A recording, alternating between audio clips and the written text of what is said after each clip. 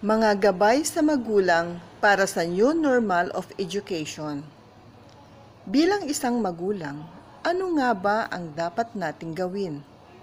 Narito ang mga simpleng gabay na makakatulong sa atin.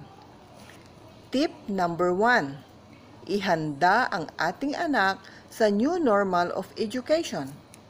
Karamihan sa mga magulang, gaya ko, ay nagtatanong kung paano natin maihahanda ang ating mga anak, na kung saan ang ating tahanan ang kanilang magiging classroom at tayong mga magulang ang tatayong teachers nila.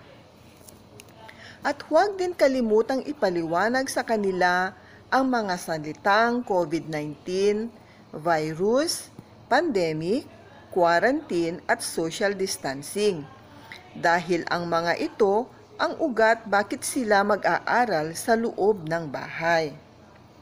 At kung ito ay maayos nating maipapaliwanag, ito ay mabibigyang halaga ang salitang stay at home. Tip number 2. Pumili ng oras para sa pag-aaral.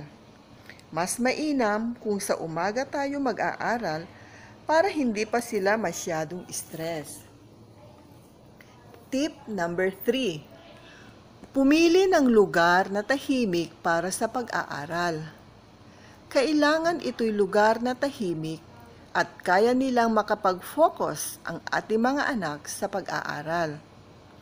Tip number 4. Maglaan ng oras para basahin ang mga module bago ibigay sa ating mga anak. Para sa ganoon, matulungan natin sila sa kanilang pag-aaral.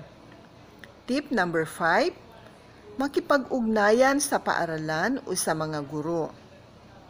Dahil sila ang ating katuwang sa pagtuturo sa ating mga anak. Huwag mahiyang magtanong kung may gustong linawin. Tip number 6, sabayan ang ating mga anak sa kanilang pag-aaral. Ibigay natin ang 100% support sa ating mga anak kahit na nasa gitna tayo ng pandemya. Alalahanin natin na tayo ang una nilang guro at siguradong kayang-kaya nating gampanan alang-alang sa kanilang kinabukasan.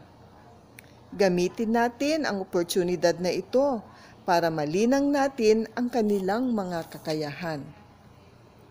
Tandaan, para maging matagumpay ang kanilang pag-aaral, gabay at suporta mula sa atin na kanilang pamilya ang kanilang kailangan. Maraming salamat po.